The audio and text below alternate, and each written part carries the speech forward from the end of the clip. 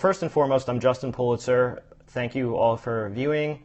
I have a lot of regular followers. I know there are many new followers now thanks to the Wall Street Journal article that I was recently featured in. And welcome, and thank you all so much for existing people for loyalty. There will be no tone change on the stream. I know there was a lot of concern that that I'm going to start neglecting people now. That it will not happen. I know who my real followers are. I know who the people who have been with me for a long time. Your loyalty is very much appreciated, and your faith will always be rewarded. So, with that said, let's discuss the markets and things that I see going on. I had gotten an email from a follower. I don't know if he wanted me to disclose his name, and he was saying to me that he's been having some frustration with trades, that he's been trying a lot of stuff, and some stuff works and some stuff doesn't, and was asking me a little bit about my methodology and how I come into a trade.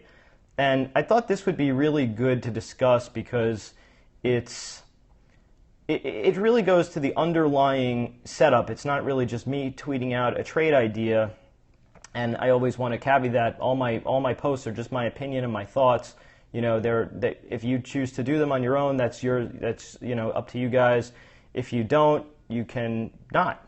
So anyhow, let's discuss. I figured today would be a great example in Tesla, because Tesla was a trade idea I had posted pre-market that I thought over 213 could be a gap and go. And in layman's terms, that just means that I think the stock, if it gapped up, would continue going. So gap, meaning the price would go up, and go, and it would be over $213. And the reason I thought that was this: if you take a look on the chart, the biggest problem I have with this Periscope is that I can't show my charts like I can in the weekend update. By the way, if you're not following my weekend videos, I have a YouTube channel. It's called Justin Pulitzer Trades, and that's really where I go through all my trade setups and how my opinions and my views on the markets. But let's discuss this one a little bit. So a few days ago, you had Tesla do, this was on the 4-6. It had gapped outside of the channel, and it gapped up to the channel. The next day it was sort of just a slow hold, and it was just kind of pressing against that channel. And then the following day, the 8th, is really when it broke out. And since then, it's just been in this side of sideways consolidation phase over a past what was support, which should have been resistance again, which I've been talking about, that 203 to 206 area. And it had been holding. And it sort of was just like listing and pulling back a little bit, a bit of a bull flag, if you will. So the high of the last upswing was $213. And if you were somebody who was either short and sort of being hopeful that the stock would come back down, or if you were, part of the intelligentsia that always tries to pick tops, that's really where you'd put your stop, 213. In my opinion, that's where the stops would be. And the story for me with Tesla hasn't always been so much the actual company and their product, although their product is very cool. I would aspire to have a Tesla at some point. If Elon Musk happens to be watching this video, if he's been seeing any of the press coverage, I'd be more than happy to take one of those babies off your hands. Anyway, I'm just joking. Anyway, so that's where the stops would be, and my theory was that if we gapped up above it, all the shorts who were involved would be trapped in the stock, and they would be forced to cover. And when people are wrong in that fashion, they tend to hit the buy to close button. They're not looking to fill at 213.01, or maybe we can get it to back off 50 cents. These guys are wrong. They're buried. They've probably been buried for a while, and now you're making higher highs off higher lows. And that is a very dangerous pattern to be short into, particularly for a stock like Tesla. The story with Tesla for me has always been high consolidated ownership, meaning Elon Musk and his family owns a lot of the stock. There is also a high short interest in the stock, and it's poorly distributed, meaning that a lot of institutions don't own the stock. Like, for example, Microsoft. Every institution, owns Microsoft. A lot to the extent own Apple and some other stocks too. Tesla, not so much. So it's consolidated, and there's not that much of a float to pull, to buy in your shares, and that's really what generates the squeeze. So I had tweeted that out ahead of the market before the open. The stock was well below there, and I had discussed that I thought during RTH, which just means regular trading hours, if the stock could get over that level, that it would continue on, and that is what happened. So my take now on the stock is that I think that you probably should have, if you were playing long, I know for me, the idea is to take profits a little bit. Some of these chart patterns don't have the same follow through that they might normally because the market has been so choppy. But the next reference levels, now that we're seeing Tesla through 218.20, which was the next sort of swing high, you're talking about 225.48, and then after that it's 220, darn it, we're covered. Let's see, 228.5. So those would be the next upside references that I would see as being some resistance, and you could continue potentially the squeeze into those levels into the earnings. Tesla also happened to have some news that really caused this, and it was a bit of a pre-announcement of their earnings. So it took a lot of the risk and the mystery off the table. Like if you wanted to buy Tesla and you were afraid about the earnings being junky, that's sort of been taken off the table by the pre-announcement. And all the downgrades that have come since then, I believe from JP Morgan and Goldman, have all been basically based on guidance. And if they didn't get the number, the pre-announced number, maybe their guidance isn't right either. So we'll see how that plays out. For now, I think the stock is a long on dips as long as you can hold. The first line in the sand would really be that 218 level, but I think that anything that sort of holds halfway of today's bar is healthy. Like the ideal, if I had my druthers tomorrow and we had a gap down, I'd be looking for like some type of a right or right out type of play. I often, like I said on the stream, refer to that as row, somewhere between like 215, 216, and like 218. Maybe if it came down like like $5 or something, or $3 to $5. I'd be looking to sort of buy the dip for a move back up for right or right out. Cover Facebook. Yeah, I'm gonna talk about Facebook in a minute. So that pretty much covers. There's also, by the way, one more level you should be aware of, that 226.80. That's the declining 200-day moving average. That might serve as some resistance, and that's sort of sandwiched right in between those levels. So between the 225s and 228s is probably the time to lighten up a bit, particularly if it's in a gap fashion tomorrow. Like if it gaps into there, use use some strength. At the very least, sell some upside calls if you're doing it with shares. That's my view on it. So let's talk about Facebook. There's a lot of concern after hours, I think. Facebook had missed their revenue number, and they had cited their foreign currency as far as the reason for the miss. Their user metrics were actually fairly good. They have a lot of stuff that has helped propel the stock recently. They have a mobile payment system, and they're going to have, I think, voice calls over WhatsApp soon. And they also are going to start they're going to really start monetizing their ads with like a click to buy sort of feature with that mobile payment, which is pretty big. Obviously, we know Apple is involved in the mobile payment. So Facebook yesterday gapped up, and then today was above that high, which is was a fairly bullish pattern. The only thing I didn't really like was that if you turned on the TV, all the talking heads were sort of consensus long Facebook, which I don't usually like to see. I like to know that there are still people out there, real longs, to buy it. And the stock is down a little bit in the after hours. It's currently, actually, if you look at the low, it had a spike low down to 81, so that's sort of your reference. If you start getting below 81, the stock might have a little bit more room to go. I've said for a while that the 50-day moving average could be in play on the downside. That's really been the strong support in the stock. However, if you look at this sort of after hours move, it went back up. The stock was actually positive for a little while and then had come back down, and the low of that swing was 82.22. And we know that the old breakout reference high before it made the 86s was 82.17. So if you want, I would say that that's sort of your first line of defense level. That was the old high. So Facebook hasn't really done that much. It's just been really, really choppy in range. You could also, by the way, I would count it into right or right out type of long versus that level. We might even do that here. Let's see. Anyway, we'll cover that if we get there. So the way I've been saying to play the stock that I thought was the best way to do it, currently the way I'm doing it is I'm long shares and I'm also short calls as my hedge. That it will wind up being actually really, really great for this. And I'm also short out of the money, near dated puts, 77 strike and 78 strike. And I've said since the stock is so choppy, you know, it's been acting wild.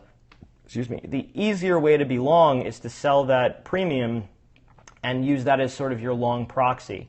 So if the stock opens up and it's not terrible, the stock will be, those puts are going to get absolutely crushed. You're going to have the implied volatility because the stock didn't really go there, and if they're short dated, I had been talking about doing this week's or next week's, that implied volatility is going to contract significantly, and the premium that those options are worth are going to get slammed. So the stock went down, and guess what? You're still going to likely be a winner on that play if you decided to play it that way.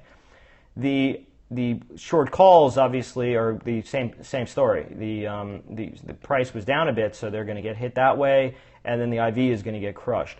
And here we go, rallying right up off that spot. All right. So I think that the conference call here is going to be key. Let's put cost thing. It depends on the strike you sell. Google's well, we'll see if we cover Google. I might discuss. That's a little bit noisy. Google's a little noisy because they have the headline risk with the EU. Oh, all right. So someone mentioned Netflix. So I had a debate on the stream last night. I had a gentleman. I don't know if I mean, it's odd how the conversation actually wound up going. He was criticizing me, telling me that I have low conviction and that I'm I wait for the move and that I don't have conviction in my trades. And that's really not true. I think that I have a lot of conviction in the moves, but I sort of don't like to jump the gun. I like to wait for trade triggers, sort of like the story with Tesla today. I had to see, it break that 213 for the trigger for that setup. I had come into the day thinking long, but I needed to see it. Traders are very visual. And one of the trades he had been criticizing me on, one of my followers, excuse me, it's allergy season. I'm just, I'm trying not to scratch my eyes and deal with an itchy nose. But I had been actually recommended by one of my followers a trade with Netflix. The video keeps freezing. Do you guys see the video, or does it keep freezing up? Someone just tweeted me. I saw an alert come in, and I'm not seeing comment. I'm seeing the heart. Could you guys tap the hearts if you can hear me? Just tap the screen. It'll. Oh, here we go. Fine here. Okay, good here. Okay, thanks. Okay. By the way, if I hit topics that interest you guys, just tap the screen and hit the hearts. That's sort of a way. It's not just sitting, silent here. I know what you guys like. If I see less hearts, then maybe I'll try and move on. Yeah, Periscope is really glitchy.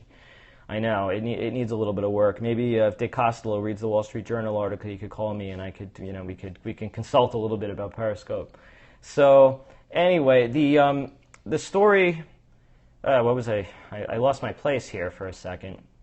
So the play I had discussed was long 550 calls and short 3 times the 580s, and this was an idea that Yogi Bear, props to him, had recommended to me on the stream.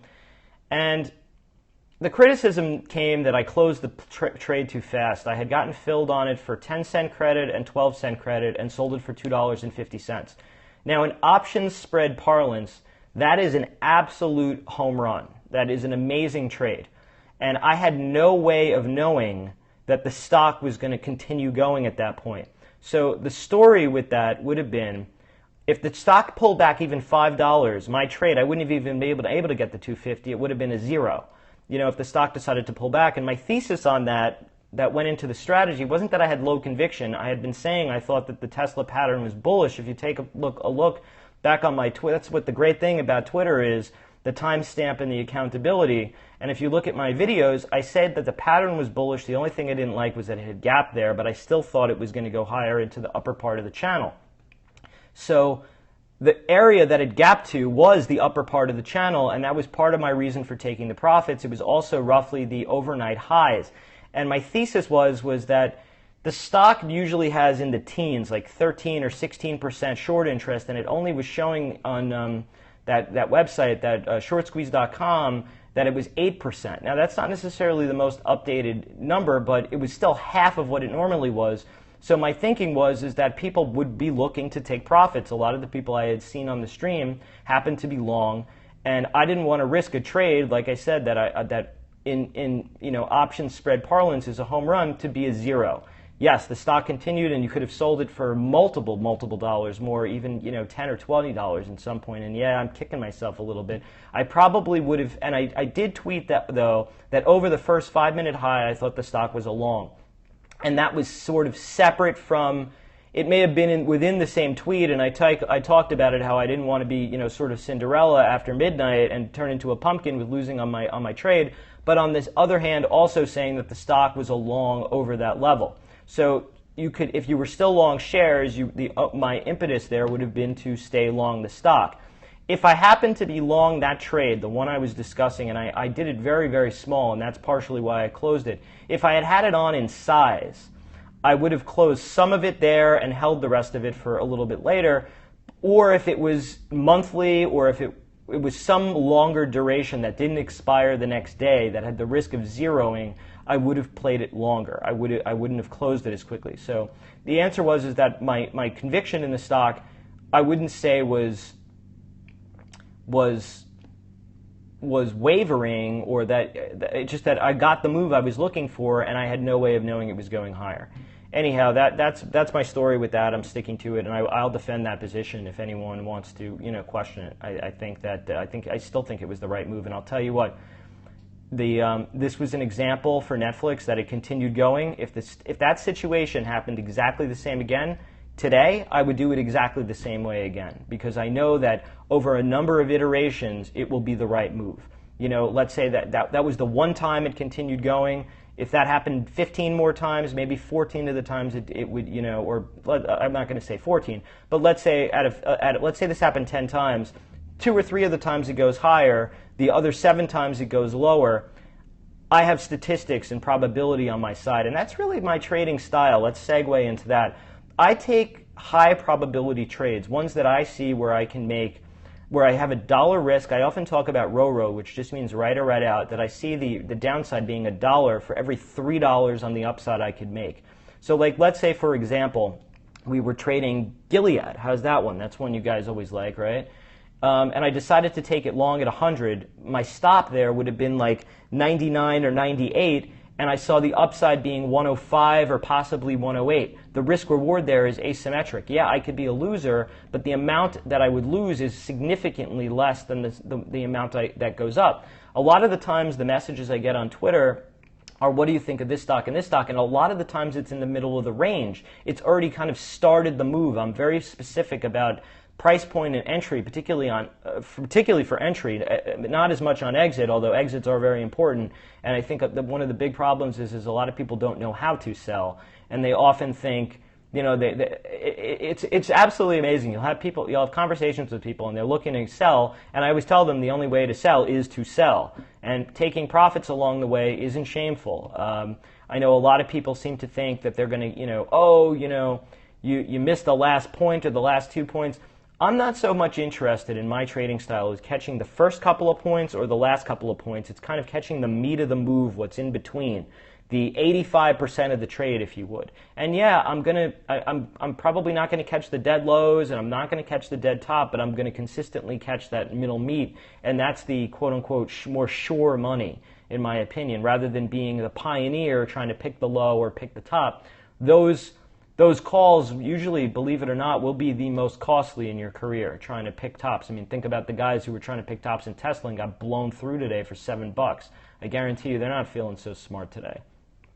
All right, so I discussed that. One of the things I like to do is to buy pivots, which are key reference supports. Like, think about if there's a reference low or if there's a reference high. I usually like to sell there because other traders see that on the charts. Algorithms are programmed that way. They see those levels and they respond to them accordingly. Also, we are in a responsive type of market rather than initiative.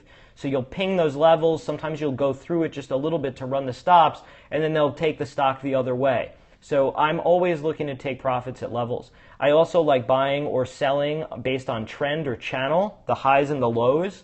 And I also like Fibonacci analysis, particularly if it's the 61.8 Fibonacci retracement.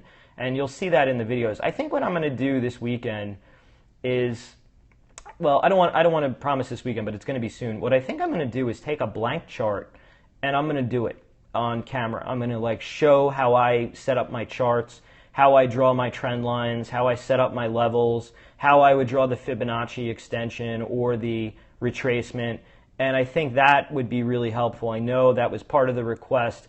I know a lot of times people are also very critical with me that my charts are a little bit too cluttered. And the reason is that they deal with multiple time frames. Like, for me, it's when I could if I could flip on the chart of, let's say, like Facebook or Tesla, and I see all the levels that I've had in the past, I'm immediately in the action. I don't have to recreate the wheel. But I think as I continue going, and I had discussed doing a subscription service, I'm going to set up new charts that deal with and this might not happen this week. It'll be when I launch the service, which more details to come. Will be I set up charts that are only for that time frame and for the trade that's in question.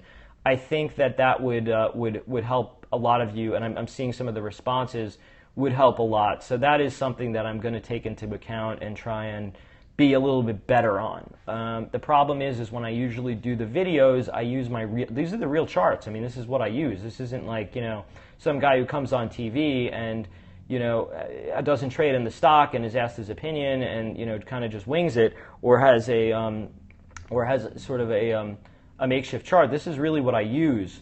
So that's the story with the charts. So I've done a lot of talking, I guess, on my own. One of the things I'll just tell you, there's been a lot of criticism. I don't have I'm not on TV, not yet anyway. I really would like to come on one of the networks, and I'd like to discuss some of the merits of the quote unquote Twitterati. It's kind of a phrase I've been using.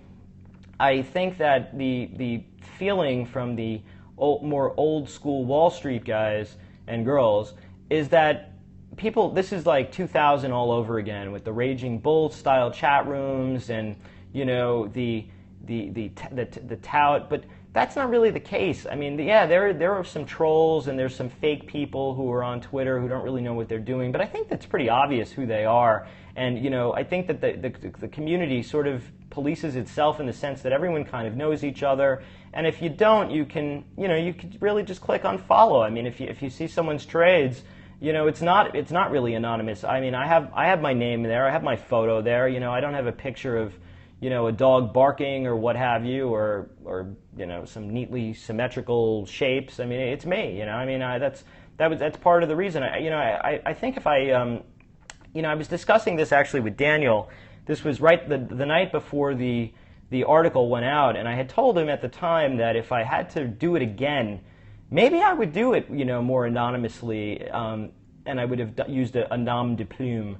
But I don't think so. I think that the credibility, having a face behind it, and people knowing it's really me, gives the stream the credibility, and that's really what I think is important. And I think that some of the talking heads on TV are very threatened by Twitter and by guys like myself because it makes them less relevant. You don't need to turn the TV on as much to get your news. You're getting most of your information now in more real time, unfiltered on Twitter, and you can see a lot of the news breaks on Twitter before it actually even hits the television. So they're sort of late, and one of my biggest criticisms and one of the things that frustrates me the most is that you'll see them do stories about stocks that have already moved huge. Like the other day with Biogen, for example. The stock had gapped up huge. That was the blow off. That was sort of the capitulation rally. And you had guys coming on saying, now is time to buy. I mean, where were they when the stock was down big? It's just this chaser, what's happening now, what we can post on TV to get the news. That really bothers me. And I'm not calling out any particular, pundit who comes on TV, and certainly not the network. I mean, I understand their function. I just wish that they would do programming that was a little bit more relevant and actionable. I think that the key for the people who have sort of survived the dot-com crash and also the 2008 and 9 bust, I mean, like, for example, I go to my dentist. He doesn't talk to me about stocks anymore. My doorman doesn't talk to me about stocks. Every New York City cab driver used to own Sirius when I was in 2007 and telling me, stock tips.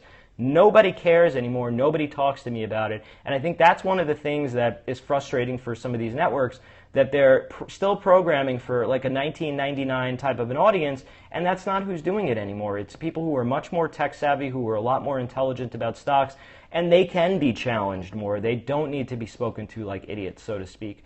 They can handle the difficult concepts like the Fibonacci analysis or the technical analysis. In many cases, they know it better than some of the people who the guests on the TV. What also bothers me is that you'll have people come on and they'll talk about their trade ideas, and then they'll talk about.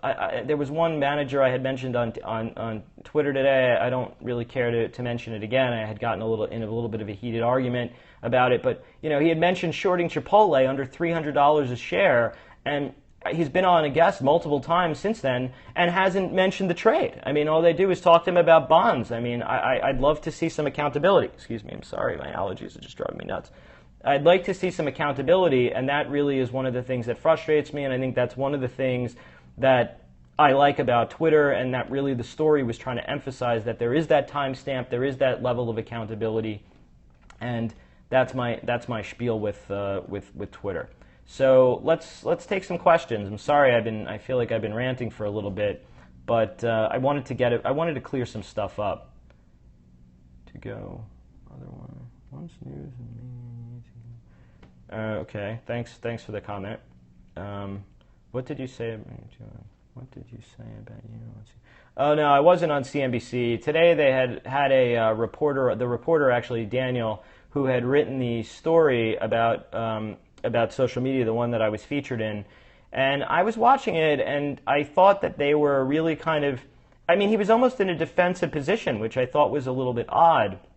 And you have guys on there who pride themselves on, some of them, like Herb Greenberg, for example, about accountability. And I guess he and I had just misunderstood each other. I think Herb's work is really good. I think he's a great guy, and I like that he is always looking for the truth. But that wound up being a little bit of a back and forth on Twitter. But I guess that seems cleared up. If they'd like to have me on, they didn't mention really me by name, or I know they were talking about the article. I'd be happy to come on and answer some questions about Twitter and the use of social media for trading. I think that it's a really great progression.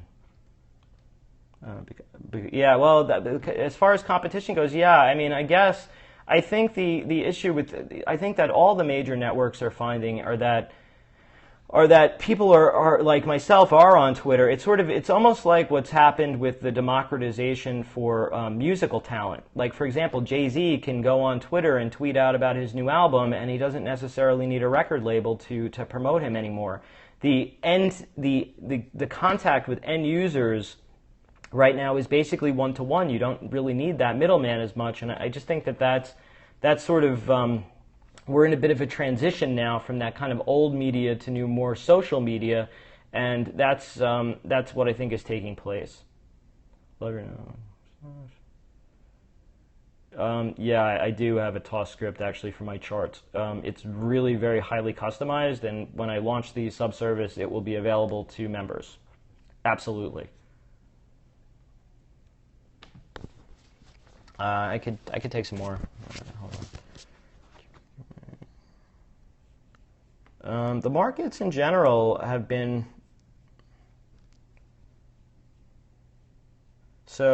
Hold on, I'm just reading some of the questions. Yes, I discussed Facebook already. If you want, you could watch the rebroadcast of it a little bit. Let's see. So someone asked me about the Qs. So Qs, I think some of the Qs, the weakness has been, you can see it had been making lower highs. Some of the weakness had been, it was Apple, that the stock was sort of just chopping and meandering, and it's been sort of holding it back. But now I'm sort of starting to see, and for the first time today I mentioned I thought Apple was starting to look a little bit stronger. I still think the story is that it needs to break that 129.85. But today we sort of closed above the last swing high and slightly over the, I wouldn't even really, I mean, it is a downtrend technically because the highs are lower, excuse me, but we did technically close a little bit over the downtrend line. I would feel a little bit more comfortable with that call for it to confirm if it got above the last major swing high before the decline, which was 109.07, because then you're really making higher highs. And I don't think it would take, obviously that high is really close to the 109.42, and I think it would blow through. Maybe that happens on Apple earnings, or if Google's good too, we'll see. But the Qs to me look like they're sort of at the upper end of the range, so I'd be a little bit careful. I had discussed that Apple, I'll discuss the Apple gap and go scenario in a second.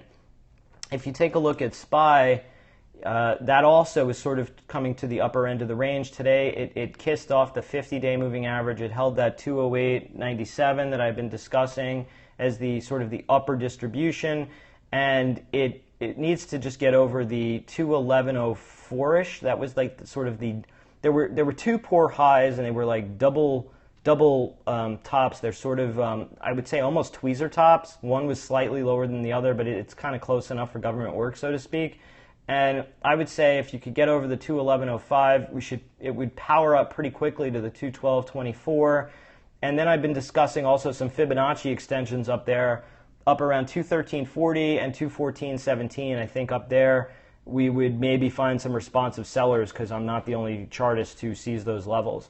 If it does wind up blowing through there in some type of blow-off type top type of fashion, the upper part of the channel gets going up around like close to 217. So it's that really, I mean, it's possible it does something like blow through. So that's sort of what I'm watching. With regard to Apple, the gap and go scenario I would see is you've sort of built this base, this sideways base. It's really been hugging the 50 and the 20-day moving averages for a long time. And the first time you really had a violation of this was 4 sessions ago, where you kind of gapped and went below, and it sort of pinged the backside of the prior downtrend, and then, I mean, it reversed the next day. The next day, the stock was up a lot. I actually had thought that I've been looking for a bit of a shake and bake in Apple, where it would come down and retest into like that 119.75 type of area, and I was looking for that to be like some type of a right or right out play. And I had discussed that the bottom end of the channel was roughly around 115, which to me is still really the real major downside risk, with a possible overshoot to fill the gap at 209. But I tend to think there are enough people that probably missed Apple who are looking for a buy the dip type of a situation, and Apple tends to like to fill gaps. So maybe if it came down, it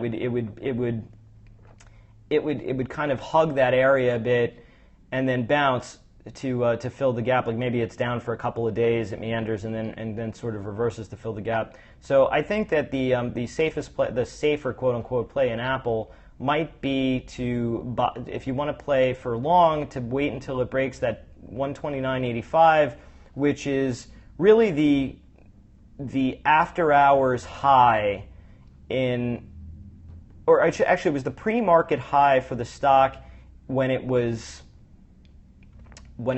reporting on the Dow Jones ad. That was what it was. The pre-market, that was the sort of the spike high. So I think if you can clear that level, the stock would probably go higher. It would be bursting into the next level.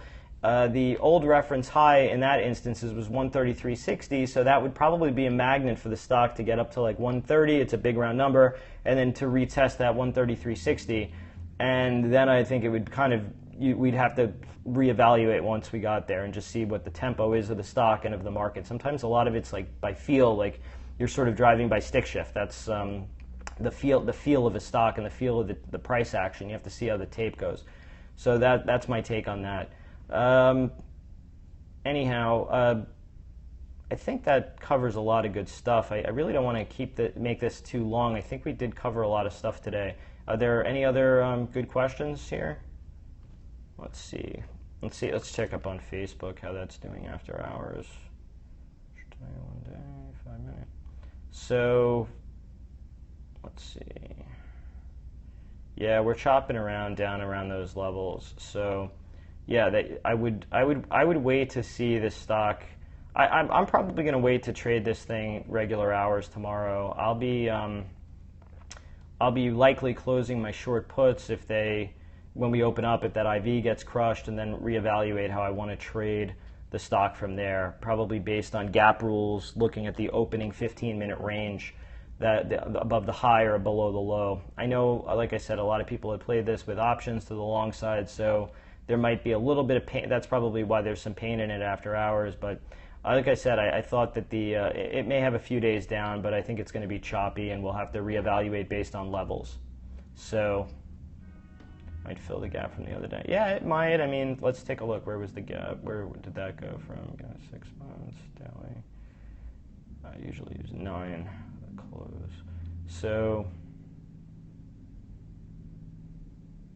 no, I mean, the gap is pretty much...